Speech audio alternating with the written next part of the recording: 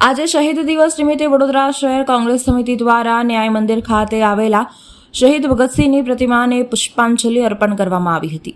કાર્યક્રમમાં શહેર કોંગ્રેસના અગ્રણીઓ, કાર્યકર્તાઓ અને સામાજિક સજ્જનો મોટી સંખ્યામાં ઉપસ્થિત રહ્યા હતા। શહીદ ભગતસિંહ, સુખદેવ અને રાજગુરુએ દેશની આઝાદી માટે પોતાનું બલિદાન આપ્યું હતું। તેમના શૌર્ય અને ત્યાગને નમન કરવા માટે આ કાર્યક્રમનું આયોજન કરવામાં આવ્યું હતું।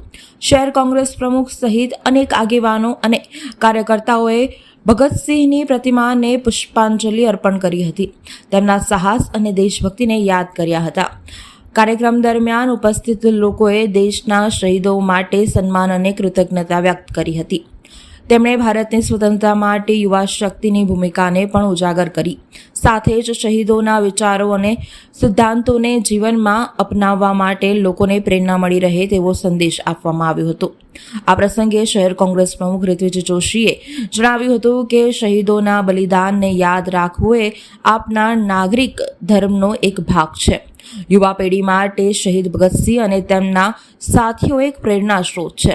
પુષ્પાંજલિના કાર્યક્રમમાં કોંગ્રેસના અગ્રણીઓ, કાઉન્સિલરો, કાર્યકરો, નગરજનો ઉપસ્થિત રહ્યા હતા। પુષ્પાંજલિ અર્પણ કરી અંતે વંદે માતરમ અને ભારત માતા કી જયના નારા સાથે કાર્યક્રમનું સમાપન કરવામાં આવ્યું હતું।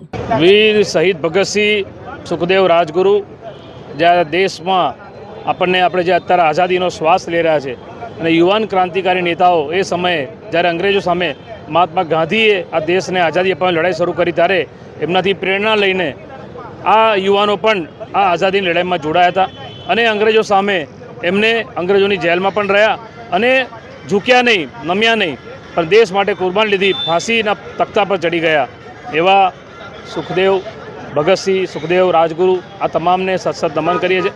વડોદરા શહેર કોંગ્રેસ પરિવાર દ્વારા આજે એમની પ્રતિમાને પુષ્પાંજલિ કરીને અમે એમને યાદ કરીને નમન કરીએ।